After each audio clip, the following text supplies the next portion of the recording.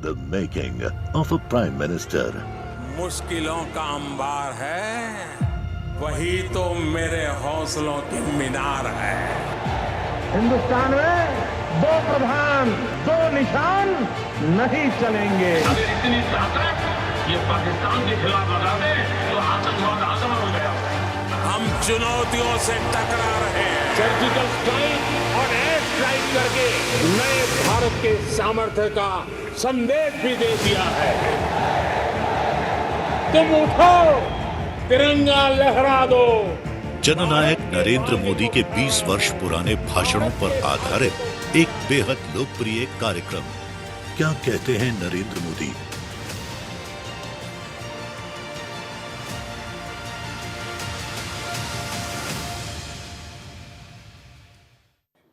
नमस्कार, मैं हूं आपके साथ पूर्णिमा मिश्रा और अब बात नरेंद्र मोदी की, जो बीते 20 सालों के अपने राजनीतिक सफर में अपनी एक अलग पहचान बना चुके हैं। एक ऐसा नेता जो देश और विदेश में अपने फैसलों के लिए जाना जाता है, जिनका संकल्प सिर्फ और सिर्फ जनता का हित और देश का विकास है।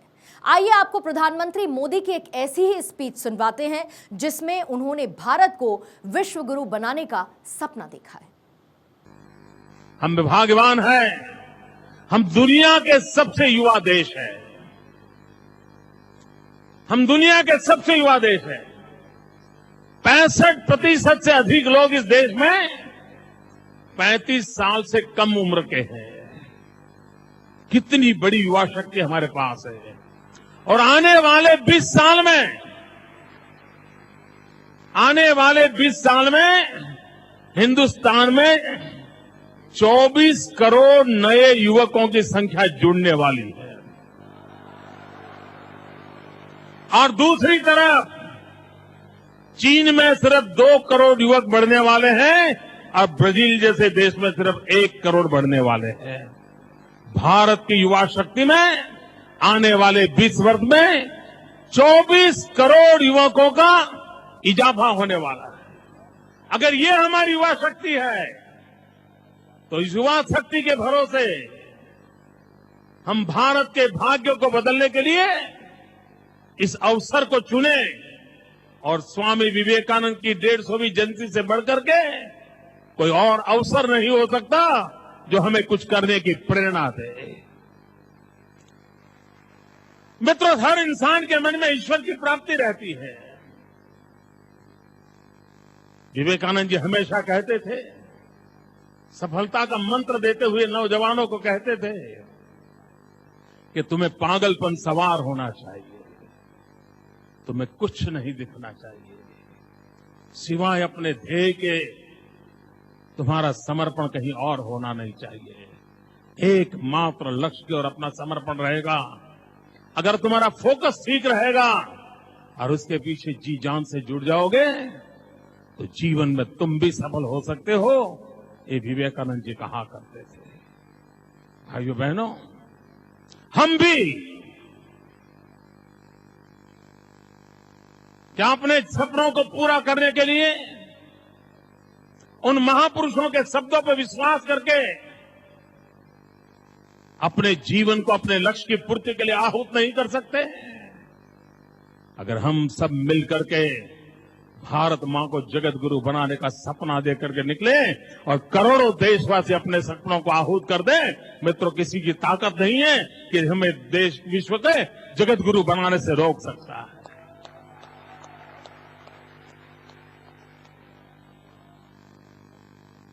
मित्रों, छोटी छोटी चीजों में फंसे हुए लोग दुनिया में कुछ नहीं कर सकते। बहुत ही ऊंचे लक्ष्य रख करके चलने वाले लोग ही दुनिया में कुछ करके जाते हैं, दुनिया में बदल करके ला करके रहते हैं और दुनिया में परिवर्तन अपनी आंखों के सामने देख सकते हैं। और स्फूर्ति का प्रयास अगर हम करें, स्वामी विवेकानंद जी ने अपना पूरा जीवन समाज सुधार में लगाया था।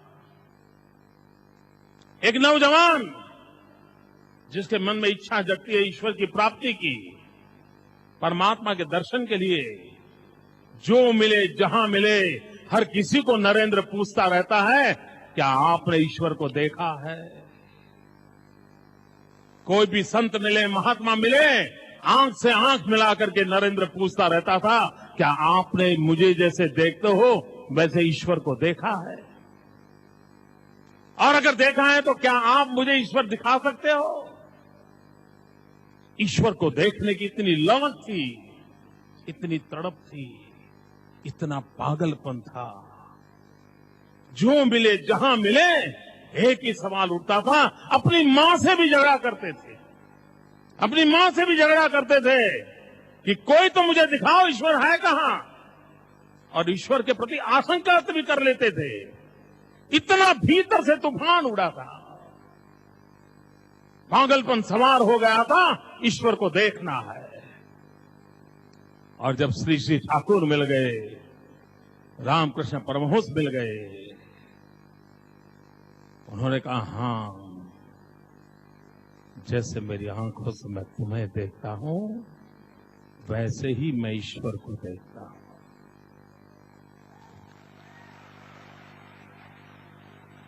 और चटाक से विवेकानंद के आशंकित मन ने कह दिया, तुम जो कहते हो बाबा ठीक है, क्या मुझे दिखा सकते हो ठाकुर?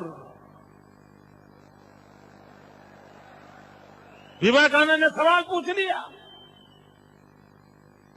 और श्री श्री ठाकुर रामकृष्ण परमहंस देव जी ने जी हां बोले, मैं तुम्हें दिखा सकता हूं। मां काली को मैं तुम्हारे सामने वैसे ही दिखा सकता हूं। मित्रों, सब प्रकार की तड़प थी, सालों तक की तड़प थी।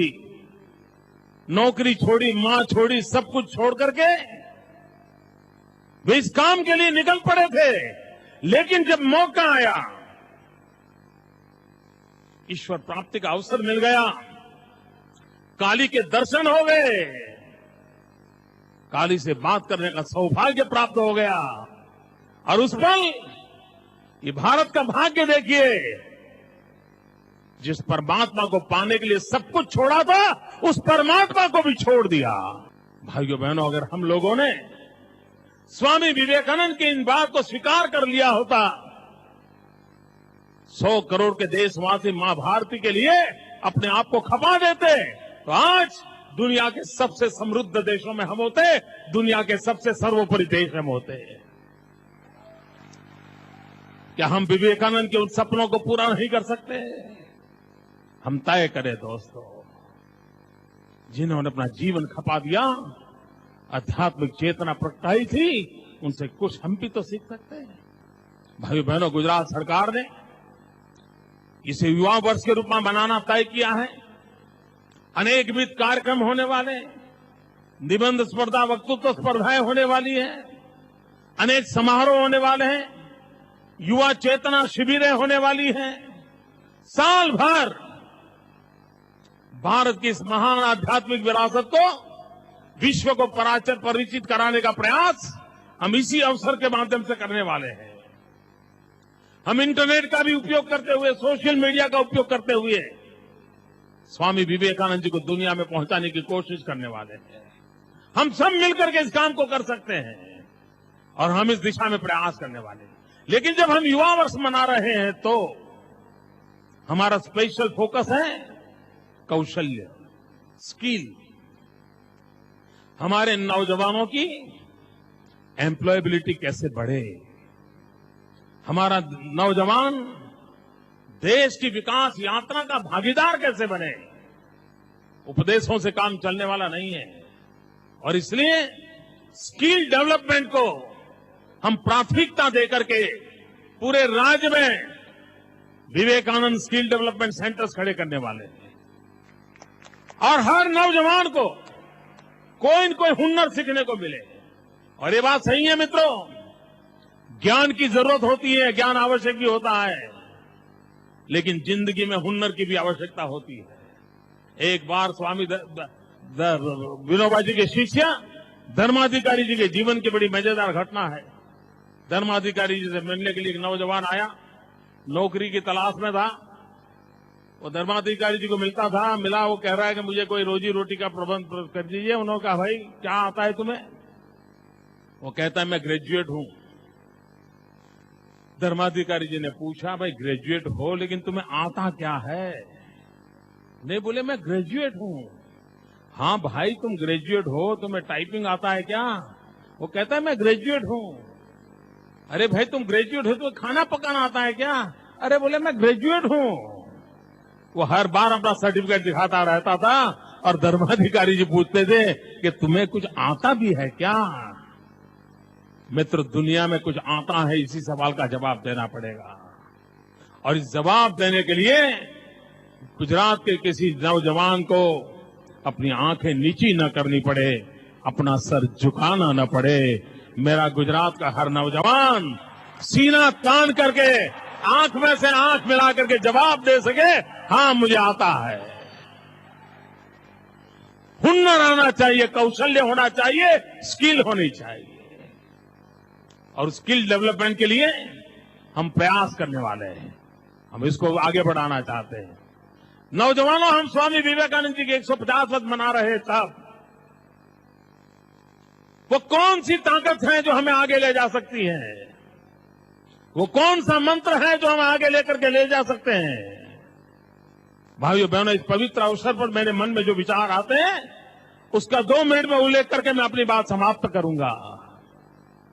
मैं चाहूंगा दोस्तों, अपने जीवन में इतने सारे नौजवान मित्र मेरे सामने खड़े हैं और आपके माध्यम से पूरे गुजरात के नौजवान एक एक शब्द सुनने पर लायला थे, तब मैं आपको कहना चाहता हूं, भाइयों बहनों,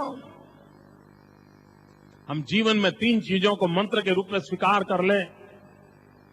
हम 3 चीजों को जीवन में अपने आराध्य मान लें। हम 3 चीजों के जीवन अपने आप को समर्पित करने का संकल्प कर लें, अपने आहूत करने का संकल्प कर लें। मेरे शब्द लिख करके रखिए मित्रों, आपके जीवन में विफलता का नामो निशान नहीं होगा। हर डगर सफलता आपके कदम चूमती रहेगी दोस्तों, हर डगर सफलता आपके कदम चूमती रहेगी। और वो मंत्र है, जितना हो सके उतनी ज्यादा स्किल एक्वायर कीजिए। स्किल होनी चाहिए। अगर स्किल है तो मित्रों जिंदगी में कहीं कोई रुकने का अवसर नहीं आएगा। दूसरा, विल चाहिए। हम कहते तो हैं where there is a will there is a way,